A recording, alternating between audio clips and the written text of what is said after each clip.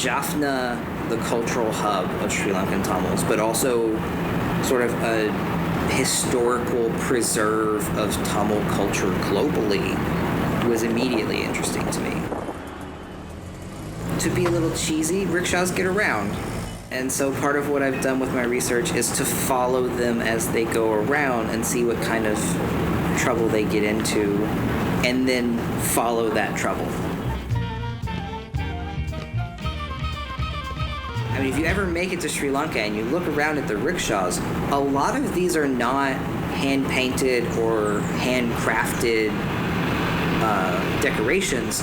They are digital screen prints that the drivers will go to a print shop where somebody has a vinyl printer, and they will just bang them out for a couple hundred rupees, which is a couple of dollars. So even if they're making maybe $5-10 a day, they can still go and spend $1 or $2 every once in a while and get these new decorations to augment the rickshaw and sort of customize it, make it a bit more themselves. Sri Lankan Tamils are astutely attuned to historical injustice. So there's references to Bob Marley, there's references to indigenous Americans, there's references to Che Guevara is everywhere, and it's this quasi-revolutionary appeal that these figures have. When the third Pirates of the Caribbean movie came out, a advertising firm based in Colombo started paying rickshaw drivers to slap on movie posters on the back of their rickshaws. And that encouraged a lot of rickshaw drivers to go and see the movie that they had been paid to promote, of course. And they quickly started associating Captain Jack Sparrow with freewheeling autonomy, unfettered. He didn't answer to anyone. As long as he had his boat, the Black Pearl, he could go anywhere and do anything he pleased. So Jack Sparrow became a face for a whole generation of rickshaw drivers as this sort of aspirational anti-hero. There was a time when I would go around just taking pictures of text blocks on rickshaws to then go home on days when it was too hot and translate.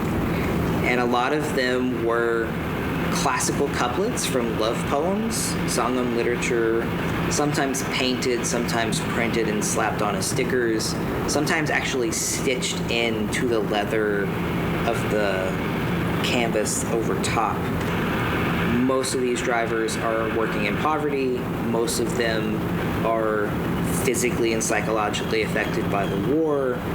These references to aspirational or inspirational texts often present light at the end of the tunnel.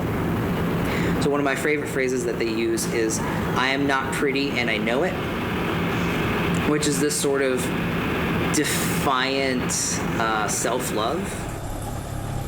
When drivers pull up to a stand to wait for hires, they almost always back in. So the drivers are intentionally presenting these religious icons and symbols. They're not just indicating the communities they're a part of, they're also trying to present a certain degree of respectability. You see, I'm a good person of faith, I'm a devout Christian or Hindu or Muslim.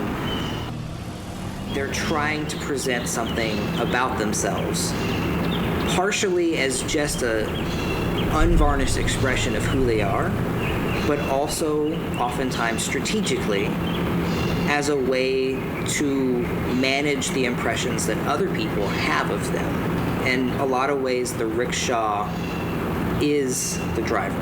It's a representation of the driver. It's even an extension of the driver.